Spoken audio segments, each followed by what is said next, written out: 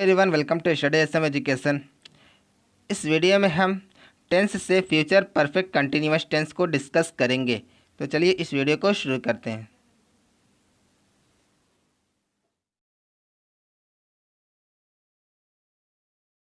जैसे हमारा सबसे पहले क्या है, फ्यूचर परफेक्ट कंटिन्यूअस टेंस की helping verb.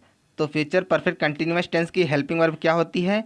Will have been and shall have been. और इस टेंस में जैसा कि हम जानते हैं, तीनों परफेक्ट कंटिन्यूअस और तीनों कंटिन्यूअस टेंस में हमेशा ही हम V1 प्लस ING मतलब वर्ब की ING फॉर्म यूज़ करते हैं। जैसे अगर हम परफेक्ट कंटिन्यूअस का मतलब देखें तो परफेक्ट का मतलब होता है पूरा होना, और कंटिन्यूअस का मतलब क्या होता है? जारी होना। मतलब इस टेंस में, तीनों परफेक्ट कंटिन्यूअस टेंस में जो वर्ब रहती है वो पूरी हुई रहती है और कंटिन्यू भी रहती है। और जो सबसे ज़्यादा ज़रूरी है कि उसमें क्या रहेगा? टाइम रहेगा। मतलब उसमें कुछ टाइम रहेगा जो पॉइंट, जैसा कि हम जानते हैं कि टाइम वो कितने टाइप्स का होता है? 2 टाइप्स का। एक पॉइंट ऑफ टाइम और दूसरा हमारा क्या होता है? Period of time. जैसे फ्यूचर परफेक्ट कंटिन्यूअस टेंस की हेल्पिंग वर्ब क्या होती है? Shall have been and will have been, जिसमें हम आई एंड वी के साथ शाल हैव बीन यूज़ करते हैं, और जो रिमेनिंग सब्जेक्ट होते हैं उनके साथ हम क्या यूज़ करते हैं? Will have been. जैसे हमारे यहाँ पे क्या था? टाइम था। तो टाइम हम जानते हैं 2 टाइप्स का होता है। एक होता है पॉइंट ऑफ टाइम और दूसरा होता है period of time. Point of time किसी एग्जैक्ट टाइम को शो करता है कि मतलब वो वर्ब किसी एग्जैक्ट टाइम से स्टार्ट हुई हो, और पीरियड ऑफ टाइम वर्ब की ड्यूरेशन को शो करता है कि मतलब जो वर्ब शुरू होने में कितना टाइम हुआ है। तो इस तरह से हम पीरियड ऑफ टाइम और पॉइंट ऑफ टाइम को पहचानते हैं, जिसमें हम पॉइंट ऑफ टाइम के लिए सिंस यूज़ करते हैं और पीरियड ऑफ टाइम के लिए हम जैसा क्या यूज़ करते हैं? फॉर यूज़ करते हैं। चलिए आगे देखते हैं। जैसे फ्यूचर परफेक्ट कंटिन्यूअस टेंस का affirmative, negative, interrogative and interrogative negative sentence हम कैसे बनाते हैं, चलिए देखते हैं। जैसे हमारे यहाँ पे क्या है? आई एंड वी, और यहाँ पे क्या है? Remaining subject. तो जो रूल्स हम आई एंड वी के साथ अप्लाई करेंगे वही सेम रूल हम रिमेनिंग सब्जेक्ट के साथ भी अप्लाई करेंगे। बस फ़र्क किसका रहेगा?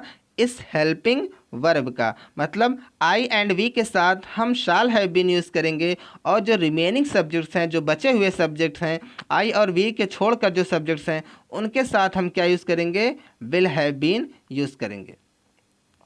जैसा कि फ्रेंड्स हम पहले ही डिस्कस कर चुके हैं कि हम आई एंड वी के साथ विल वाली हेल्पिंग वर्ब भी यूज़ करते हैं। कब यूज़ करते हैं? कर सकते हैं जब जो सेंटेंस है वो क्या रहे? असर्टिव सेंटेंस रहे। असर्टिव मतलब अफर्मेटिव हो या फिर निगेटिव हो। चलिए देखते हैं अपना सेंटेंस। जैसे हमारा सेंटेंस है, we shall have been doing our work for 3 days। मतलब हम अपना काम 3 दिनों से कर रहे होंगे। अब ये जो 3 दिन है वो क्या है? ड्यूरेशन है। मतलब एग्जैक्ट टाइम नहीं है, बल्कि क्या है? टाइम का ड्यूरेशन है कि हम अपना काम 3 दिनों से कर रहे होंगे। अगर तो क्या हो जाएगा? जैसा कि हम जानते हैं ड्यूरेशन के लिए, ड्यूरेशन क्या होता है? पीरियड ऑफ टाइम होता है, और पीरियड ऑफ टाइम के लिए हम क्या यूज़ करते हैं? फॉर यूज़ करते हैं। मतलब कोई कंफर्म तो है नहीं कि ये हम काम मंडे से कर रहे हैं कि संडे से कर रहे हैं कि ट्यूसडे से कर रहे हैं कि कब से कर रहे हैं। ये बस 3 दिनों से कर रहे हैं। वो दिन कौन सा है, किस दिन से कर रहे हैं, कोई कंफर्म नहीं है। मतलब ये क्या है? पीरियड ऑफ टाइम है, और पीरियड टाइम के लिए हम क्या यूज़ करते हैं? फॉर यूज़ करते हैं। चलिए आगे देखते हैं इसका निगेटिव सेंटेंस। जैसे हमारा निगेटिव सेंटेंस है, मतलब निगेटिव सेंटेंस में हम क्या करते हैं? बस जो हेल्पिंग वर्ब की जो नॉट की इंग्लिश है, हेल्पिंग वर्ब शाल और है के बीच में लिखने। बाकी जो रूल्स है वो पहले जैसा ही रहेगा। तो क्या हो जाएगा हमारा? We shall not have been doing our work for 3 days। यहाँ पे शाल और यहाँ पे हैव के बीच क्या आ गया? नॉट आ गया। जैसे अगर हम इंट्रोगेटिव सेंटेंस की बात करें तो इंट्रोगेटिव सेंटेंस में हम क्या करेंगे? अगर वो जो हिंदी में क्या से शुरू होता है, जिसका आंसर हमें यस और नो में मिलता है, अगर ऐसा सेंटेंस हो तो हम उसमें बनाते समय क्या करेंगे? जो हेल्पिंग वर्ब शाल है उसकी अंग्रेजी सबसे पहले लिख लेंगे। तो क्या हो जाएगा हमारा? Shall we have been doing our work for 3 days। और उसके बाद अगर ये इंट्रोगेटिव नेगेटिव दोनों हो तो क्या हो जाएगा, हम नॉट की इंग्लिश कहाँ यूज़ करेंगे, सब्जेक्ट के बाद जो बाकी जो रूल्स है वो पहले जैसा रहेगा। तो क्या हो जाएगा हमारा, shall we not have been doing our work for 3 days। यहाँ पे नॉट की जो helping verb shall have been है उनके बीच में क्या आएगा, सब्जेक्ट आएगा और हाँ क्या आएगा, नॉट आएगा। जैसे अगर इंट्रोगेटिव निगेटिव दोनों हो, आई मीन इंट्रोगेटिव हो और क्वेश्चन वर्ड बीच में आए हिंदी सेंटेंस में, तो क्या करेंगे, हम उस क्वेश्चन वर्ड की इंग्लिश हम अंग्रेजी बनाते समय, अंग्रेजी का सेंटेंस इंग्लिश का सेंटेंस बनाते समय सबसे पहले लिख लेंगे। तो क्या हो जाएगा हमारा, why shall we have been doing our work for 3 days, मतलब हम अपना काम 3 दिनों से क्यों कर रहे होंगे। और अगर यही इंट्रोगेटिव निगेटिव दोनों हो तो नॉट की इंग्लिश हम सब्जेक्ट के बाद लिखेंगे, बाकी रूल्स पहले जैसा रहेगा। तो क्या हो जाएगा हमारा, why shall we not have been doing our work for 3 days, मतलब हम अपना काम 3 दिनों से क्यों कर रहे होंगे, क्यों नहीं कर रहे होंगे। चलिए देखते हैं हम रिमेनिंग सब्जेक्ट का कैसे बनाते हैं। तो रिमेनिंग सब्जेक्ट्स का भी हम सेम प्रोसेस से ही बनाएंगे, बस फ़र्क किसका रहेगा, इस हेल्पिंग वर्ब का। और बाकी जो रूल्स है वो पहले जैसा रहेगा, मतलब कि हमें पीरियड ऑफ टाइम रहेगा तो हम फॉर यूज़ करेंगे और पॉइंट ऑफ टाइम रहेगा तो हम सिंस यूज़ करेंगे, मतलब हमेशा ही वर्ब की आईएनजी फॉर्म यूज़ करेंगे।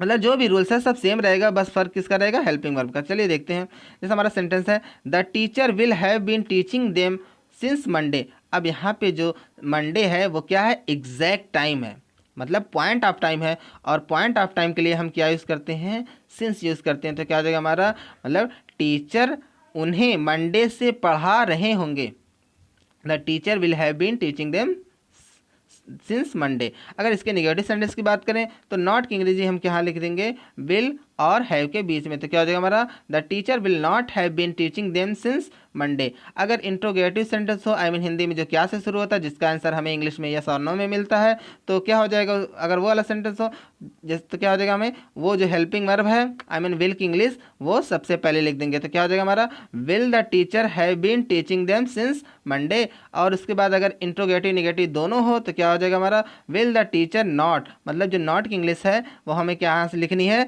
सब्जेक्ट के बाद, बाकी रूल्स पहले जैसा। तो क्या हो जाएगा हमारा, will the teacher not have been teaching them since Monday. अगर कोई क्वेश्चन वर्ड भी आ जाए इंट्रोगेटिव सेंटेंस में तो उस क्वेश्चन वर्ड की इंग्लिश हम सबसे पहले लिख लेंगे इंग्लिश में। तो क्या हो जाएगा, how will the teacher have been teaching them since Monday, मतलब टीचर उन्हें मंडे से कैसे पढ़ा रहे होंगे। और अगर यही इंट्रोगेटिव निगेटिव दोनों हो, मतलब कि क्वेश्चन वर्ड भी आए और नॉट भी रहे, तो हम क्या करेंगे, नॉट की इंग्लिश कहाँ लिखेंगे, सब्जेक्ट के बाद। तो क्या हो जाएगा हमारा, how will the teacher not have been teaching them since Monday. So friends, hope आपको फ्यूचर परफेक्ट कंटिन्यूअस का रूल्स और बेसिक कंसेप्ट अच्छे से समझ में आया होगा।